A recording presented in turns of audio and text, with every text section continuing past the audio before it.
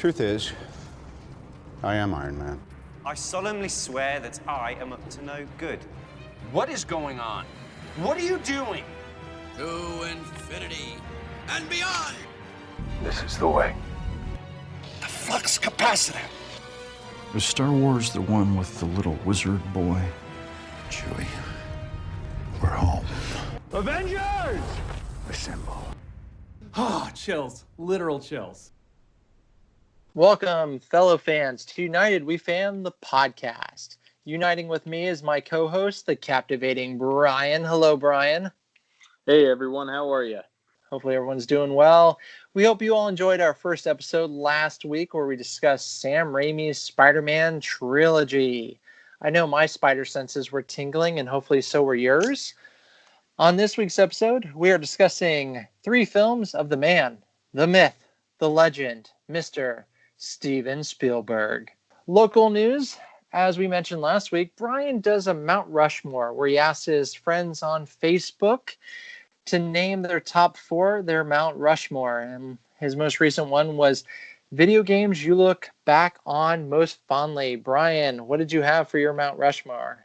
So this video game one specifically, I think a key qualifier was things you look back on fondly, because this may not be the best 4 video games of all time, but it's kind of what reminds you of your childhood and growing up and all that kind of stuff. My personal Mount Rushmore of those video games is the original NBA Jam, Yes. Mario Kart 64, Paperboy. For whatever reason, I love Paperboy.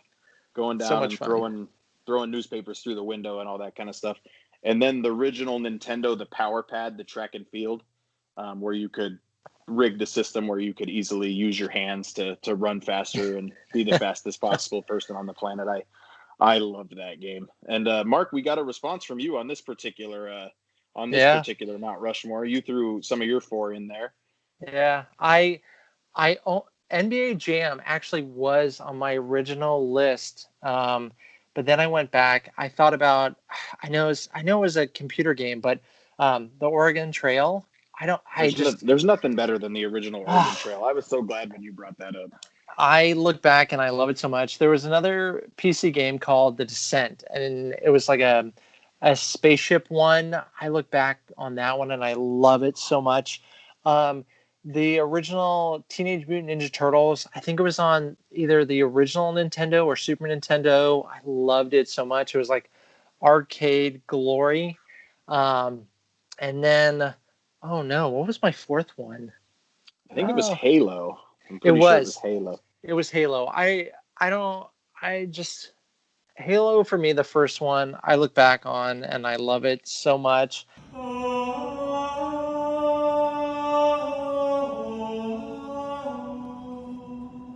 So NBA Jam, you got pushed out by Halo. I'm so sorry, but I hope it can understand. Michael Jordan if you watch The Last Dance, you'll learn Michael Jordan holds grudges. I don't know if he's ever gonna get over that, but I will say Halo got a lot less call out than I honestly expected. If this Mount Rushmore was video games you look back on and despise, it's that one for me, because I was just so bad at it. My friends would gang up on me. But some of the best comebacks or people that talked about on Facebook, NFL Blitz got a lot of call out, which is just NBA Jam on a football field. And Ninja Turtles, like you talked about, Turtles in Time. And I want to give a shout out to Arcade 1-Up. They've got a Turtles in Time cabinet that you can, a 3/4 size cabinet that they sell at Walmart. And that game, there is an NBA Jam version coming out soon that is Wi-Fi enabled, so you can play with your friends too. But I've got an Arcade 1-Up of the Star Wars original trilogy, and those games are just a lot of fun. So if you really want to get a throwback in video game time, Turtles in Time from Arcade 1-Up is a good place to start. Cool story. Yeah, good stuff. And then on my Facebook, I did a poll a while ago asking people what their favorites, just to tie in with the topic, what their favorite Steven Spielberg movie was. And the top 4 winners in order were Raiders of the Lost Ark, Jurassic Park, Jaws, and E.T. And just to be a little bit of a tease, we could be talking about one of those movies, maybe none of those movies, who knows, on this podcast, but stay tuned. Bryan, do you have a Mount Rushmore for Spielberg films? As we're talking about this topic of Spielberg films, it's very obvious to me, Mark, and I'm sure it is to you as well. We are going to have to talk about Spielberg again at some point in time. Yeah.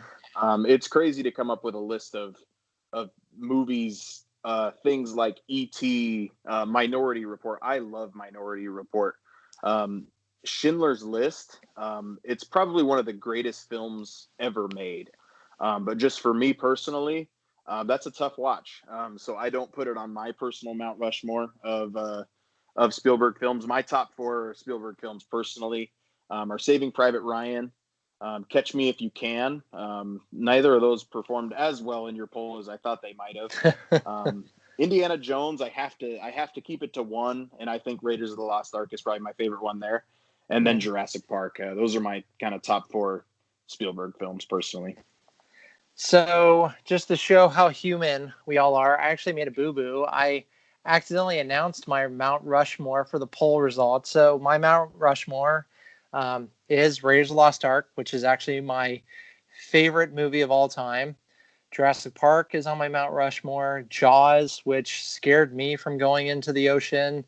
And then E.T. Honorable mentions were Close Encounters of the Third Kind. I own the box set where it had all the different versions that Spielberg had for Close Encounters. I love Close Encounters. Ready Player One. I love that movie so much. Saving Private Ryan. Good stuff. I'm still a little bitter that it didn't win Best Picture. Schindler's List. Love Schindler's List. Can't go wrong with any of those. But actually, my poll winners were Jurassic Park won the poll. Hook came in second. Raiders of the Lost Ark came in third. E.T. came in fourth. So those were the actual poll result winners. So my bad on getting those mixed up. Please don't hold that against me, MJ, if you're out there. So, Bryan, you ready to talk about Spielberg? I am. I know I am. Absolutely. I'm wearing a T-Fury shirt to give them a shout out where they have different homages to different Spielberg films. So I'm ready for this. But let's find out a little bit more about Mr. Steven Spielberg. Oscar nominated for Raiders of the Lost Ark, E.T., Close Encounters, The Color Purple, Schindler's List, which he won for and nominated many times over.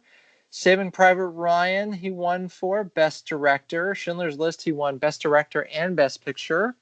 He was nominated for Munich, Letters from Iwo Jima, Warhorse, Lincoln, Bridge of Spies, and The Post. So the Academy Awards definitely love Mr. Spielberg.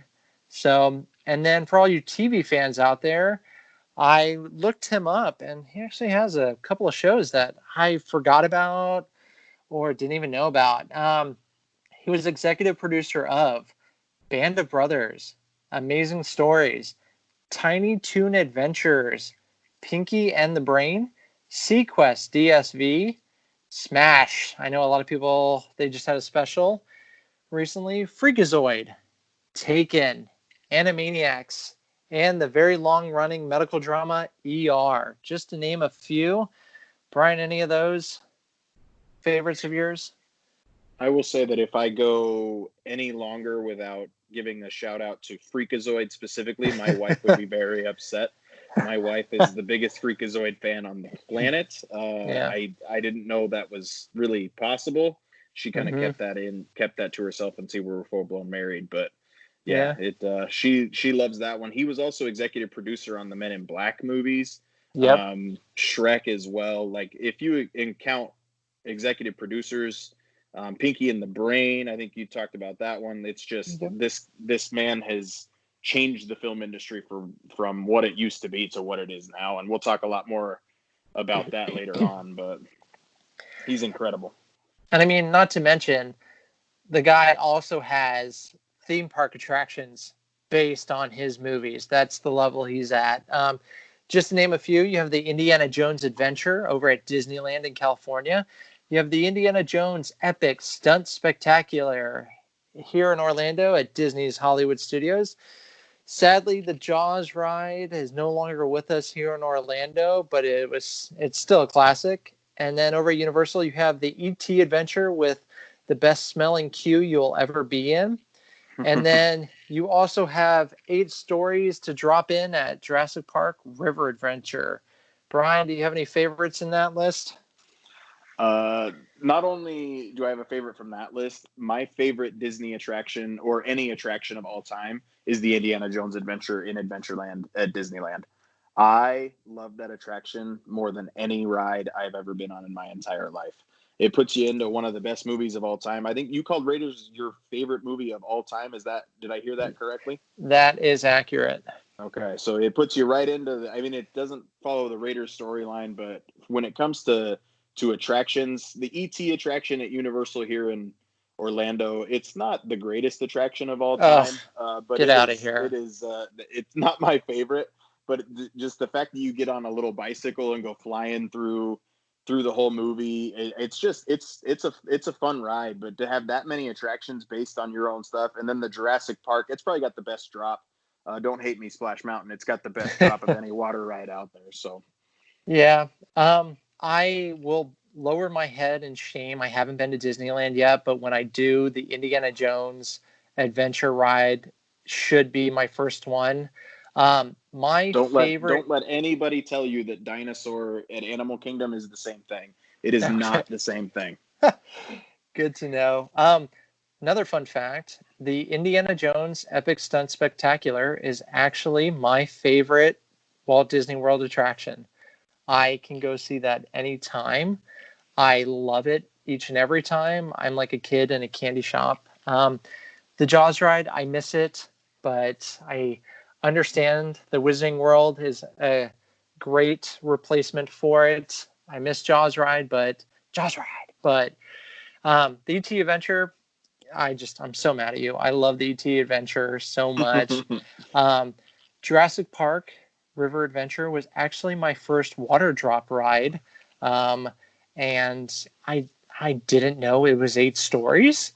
And that was a fun little surprise there at the end. My photo looks like I'm praying. You probably were. That's probably what it is.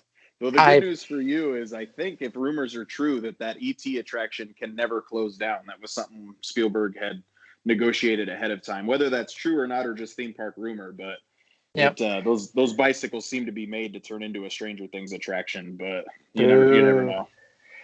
Well, Universal and Mr. Spielberg, if you're out there listening, please keep ET. I'm begging you. Well, now, so what's going to happen is Bryan and I are going to each spotlight a Spielberg movie that we really want to talk about. And then after we've done that, we're going to come together to unite to highlight a film that we just both are very much we can't wait to talk about. So now, Bryan, what Spielberg movie will you be spotlighting? When we started talking about doing this, you look at his list and I was only looking at his list of directed movies. We could talk about a million different things. I wanted to first talk about Jurassic Park and then Indiana Jones. And I thought we're definitely here on United We Fan. We're going to have to talk about Jurassic Park in its own episode and Indiana Jones in its own episode. So I'm not going to spend the time doing that one. But the movie I wanted to talk about was in my Mount Rushmore is Catch Me If You Can, with Leonardo DiCaprio and Tom Hanks. Before I start talking about that movie, Mark, what are your general thoughts of Catch Me If You Can? Is that a movie you enjoy as well? I would assume you do. I enjoy it quite a bit. I thought Tom Hanks, Leonardo DiCaprio, Christopher Walken, I thought they all gave really good performances. I think it was Spielberg, after having kind of like a serious time frame, did this movie and just had a lot of fun with it. So I enjoy it quite a bit.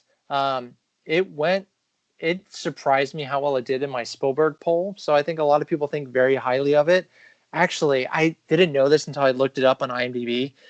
Out of their top 250, did you know it's 196 out of their top 250? We're not alone in liking this movie. That I did not know that either. And I I mean, really enjoy it. here's the thing. I will just say the movie I'm going to talk about, and then the movie we're going to come together to talk about, they're not on the top 250. So it goes to show that Catch Me If You Can is highly thought of. But so I'm glad you picked it. Something interesting, basing off of last week's episode when we talked about Spider-Man in 2002. Catch Me If You Can was also a holiday movie in 2002. Yep. And I remember this being kind of the first movie that didn't have any giant action-packed scenes or a cartoon or anything like that really caught my attention. I remember thinking after I saw this movie and really enjoying it that I was an adult now. And that's kind of one of the things that I remember about Catch Me If You Can. But it sucks you in right from the get-go. I am very fortunate. I am not a child of divorce, but a lot of people are. And that's the first 15 minutes of this movie is you see his relationship that he has that Frank has with his parents. And then he literally gets sat down by a lawyer and says, do you want to live with your mom or your dad? And that's what causes him to run away. And just the storytelling in this movie was just fantastic. You've got a cast list that you look back on it and you just can't believe it now, where you get names like Amy Adams and Jennifer Garner, Christopher Walken. All these people are spending very little time on screen comparatively to the length of the movie. And it's just, the cast list is incredible. You got Elizabeth Banks in this movie too. Like, they're just not in this movie very much. The score from John Williams is very different than anything else John Williams ever does. And it's a song, Oscar nominated. And it's the music you hear, you think of the movie right away. Overall, watching the desperate 17-year-old kid impersonate his substitute teacher from the beginning, that scene always makes me laugh when his dad is so proud of him. Yeah. All the way up through finding a bathtub full of Pan Am airplanes because he's counterfeiting so many payroll checks. And all just the way they chase him and learning about the banking industry and the routing numbers and all that kind of stuff. It all sounds so boring when I say it. And Spielberg brought that story to life. I absolutely love watching that story play out. If you have not seen Catch Me If You Can, it's incredible. Yeah. Like you said, speaking of John Williams, like the starting off with that animation intro and his score, you just knew this was going to be a different kind of movie, and his score was nominated for an Oscar, and rightfully so. I'm going to give some nerd fun facts. This was a double feature year for Leonardo DiCaprio and Steven Spielberg. Do you know what other movie for Leonardo came out that same month? I don't. Gangs of New York. Yeah. Really? Same month? Yeah. Same month. It was a good year. Yeah. And then that was a double feature year for Mr. Steven Spielberg. He did Catch Me If You Can, but what movie did he release earlier that year that he directed? Any guesses? I got nothing. Minority Report. That was the same year too. That's right. Yeah. So Tom Cruise. Wow. Holy cow. Yeah. So they both had really, really good years. But yeah, Catch Me If You Can. Leonardo DiCaprio just carries that movie, and I just love his performance so much. Tom Hanks and Christopher Walken in the supporting roles. Christopher Walken as his dad. He just pulls at your heartstrings in a couple of scenes, and it just melts you. From this, I didn't movie, even mention Martin Sheen in our list of actors. We're talking so much in Martin Sheen. I forgot about him. Yep. And then, of course, we got a gift from this movie. The concur. Do you concur? Doctor, do you concur? Oh, I should have concurred. What a good scene. Fun fact, there is a Broadway musical based on this movie. It's okay. The soundtrack is entertaining if you like to listen to Broadway musicals. It's all right. Definitely prefer the movie more. Yeah, and Tom Hanks, just the scene when he shows up at the printing facility and catches Frank printing all those in France, and all the checks go flying everywhere. And Frank's just so happy to see him because he always finds him on Christmas. And just the way Tom Hanks almost takes pity on him after making fun of him earlier in the movie for not having anybody to call on Christmas, which is just from a storytelling standpoint. And side note, this movie is what introduced me to eclairs. I had never really heard of eclairs before, but he really wants to eat Carl's eclair. And I'm going to say I'm not a big fan of eclairs, honestly. Yeah, me either. So, and then also it's based on a book. I have read it, so if you get a chance, want to check it out, you can. There's definitely differences.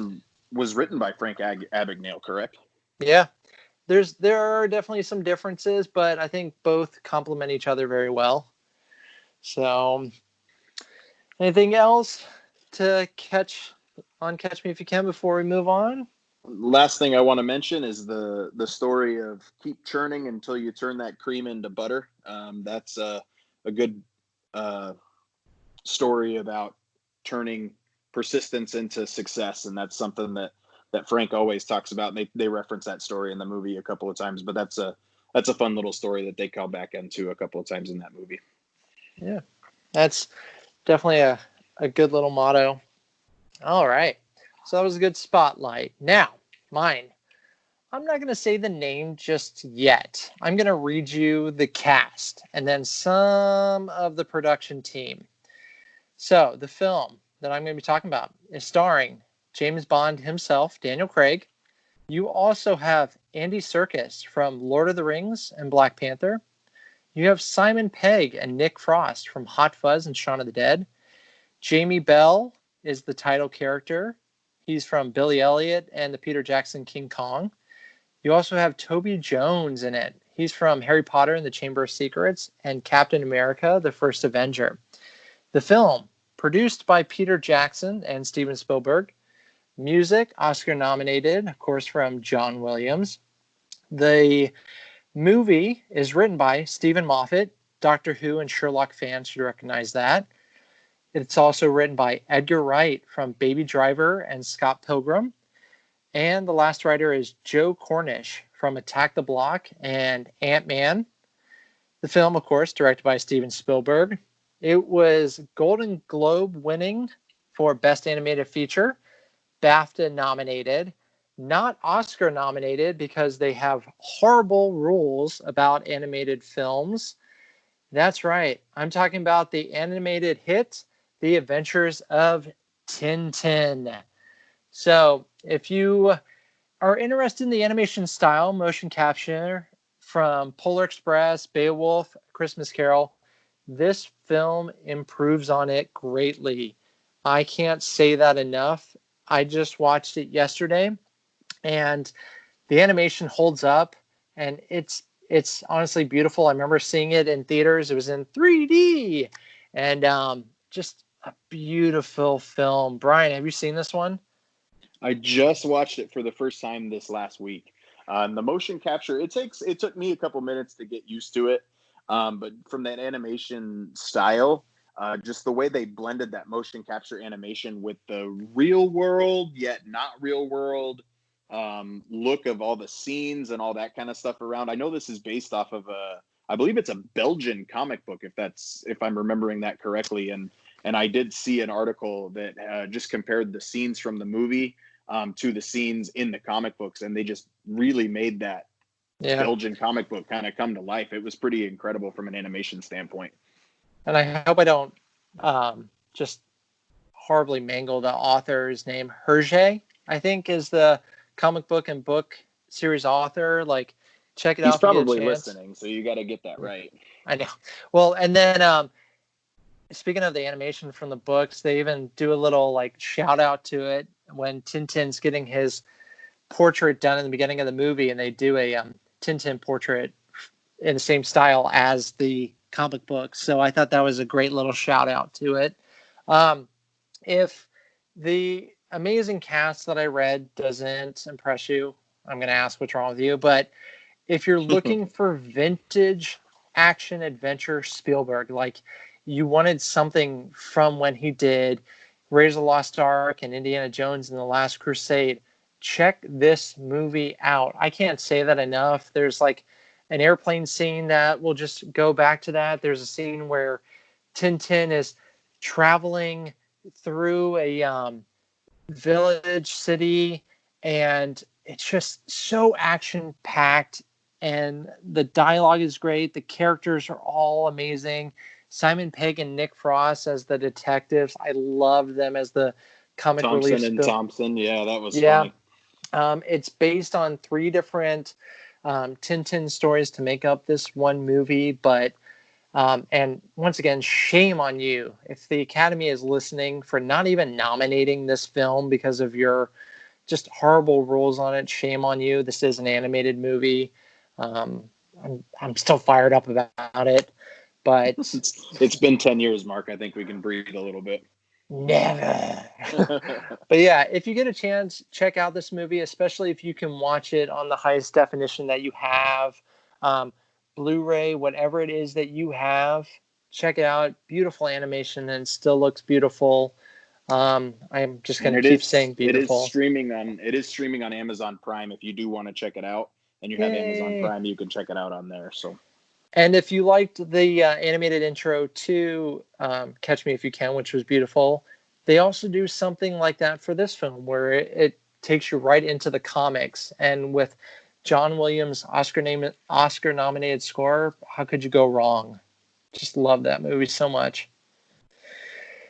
All right. Bryan, anything else? It's got a cute dog as well. Snowy. That'll bring anybody in. Snowy the dog gets a lot of kids' attention as well. So my kids enjoyed it too. My kids really, really liked it. There's a lot of good stuff in there, and it keeps kids' attention. It's a good family film. Really good stuff. I really enjoyed it. You know what? I think it has something for each age group, definitely. Well, now we are going to go to a second star to the right and then straight on to morning to find the spotlight for our next film, Hook. Hook, show us the hook. Bangarang, Bryan. So I'm pretty excited to talk about this Robin Williams team up with Steven Spielberg. Oh, there you are, Peter. Aww. I'm glad we're getting to talk about this movie. It got killed by critics when it first came out, and people talk about it being a box office flop. It's a profitable movie. There's no two ways about it. It didn't make the money that I think people thought Robin Williams and Spielberg would make. But this movie's going on its 30th anniversary next year. I grew up on this movie. You grew up on this movie. A lot of people really, really love this movie. And it's part of the reason why Robin Williams has such a fond memory of so many people, especially within our age group. Yeah, I think this movie might have been one of the first movies I can remember seeing in theaters. I just loved it so much. How much did I love it? That Halloween, I went as Robin Williams' Peter Pan. I don't think there's any photos out there, luckily, but yeah, I just loved the movie so much. I had to go to it, or go as Halloween as Peter Pan from this movie. There's still so much from this movie that holds up. I was in rewatching, getting ready to discuss it with this podcast. That scene when they return from the theater and they go in and Hook has kind of raided the place, and Spielberg does this perfect one shot of going from character to character. And if you don't know what a one shot is, it's not cutting from clip to clip in the movie. It just moves the camera from character to character. And the way that film scene goes, it goes from Peter to his kids back to Peter. And then big shout out to Maggie Smith in this movie, by the way. Professor McGonagall herself that makeup was just incredible. But that one shot scene, she is Dame Maggie Smith. I apologize. She is royalty. I am sorry. So, but that one shot scene really stood out to me here from a Spielberg specific kind of look. That was just an incredible cinematography wise, or I don't even know if cinematography is the right word, but that scene, that one shot is really incredible movie making. And like going with that, he does a lot of long tracking shots that in the movie. One of them is Smee when he gets the hook and you just see him walking through the Pirate Cove. It's another long shot, and then just Bob Haskins as Smee from Who Framed Roger Rabbit fame. Just, I loved him as Smee. So, and then he shows up sweeping at the end of that. I can never figure that out. He shows up sweeping the street at the end of the movie. So did he? I could never really quite figure out what Spielberg meant there. Yeah, I think it's a fun little interpretation. I mean, whatever we Dustin want to Hoffman. make it, I mean, Dustin Hoffman's the pilot on the plane they're flying on when the pilot does his little announcement. So maybe it's fun little add-ons. I got to give a shout out to poster artist Drew Struzan. I love his artwork. He did a lot of Star Wars, the special edition posters. If you love those, he did the poster for this movie. I can't tell you how much. Like, check him out. Look him up on his website, Instagram. He even has like art exhibits. Just a brilliant film poster. If you're a fan of like the earlier Muppet posters, he even did those. So Drew Struzan, check him out. Going back to Hook, I know Robin Williams wasn't the first choice, but I'm glad he became Peter Pan. Spielberg definitely afterwards thanks his lucky stars to the right for getting Robin to do that movie. So he just brought so much to it.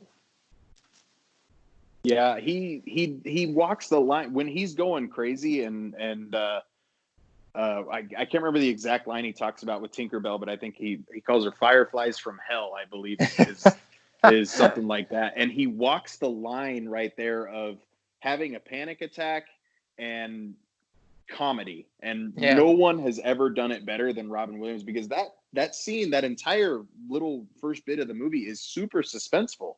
Yeah. But just kind of walking that line between comedy and drama, nobody, in my opinion, has ever done it better than Robin Williams. I mean, you see it in the beginning where he's kind of the alcoholic dad, and him and his wife, after he's done yelling at the kids, him and his wife have a fight. It's a really well acted scene. And then in the same movie, you have him with body paint on, getting slingshot, trying to fly. Like the guy he can do it all.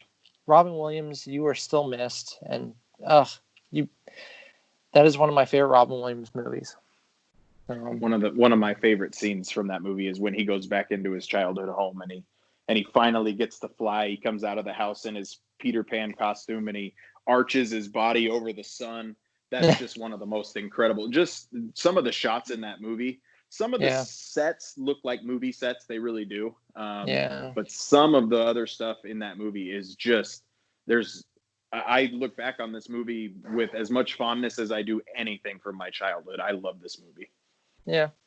And I mean, fun little cameo from the likes of Phil Collins as the police detective and Glenn Close as the pirate getting put into the boombox just on the pirate ship. Just two very fun cameos in that movie.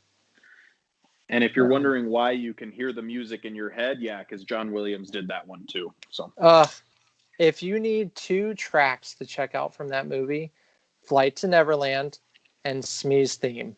Those two tracks there will make you go, I need to listen to this whole thing. Was he nominated for it? Sadly, no. But he was nominated that year for another film, JFK. So at least he was nominated. The song from the movie was nominated. So he was nominated for something from the movie. So, but God, I wanna just call out Rufio and the Lost Boys. There's no more fun scene than that when they're insulting each other and then it turns into the imaginary food fight. That food fight, if it didn't make you hungry, you need to make sure you check your stomach because something doesn't seem right.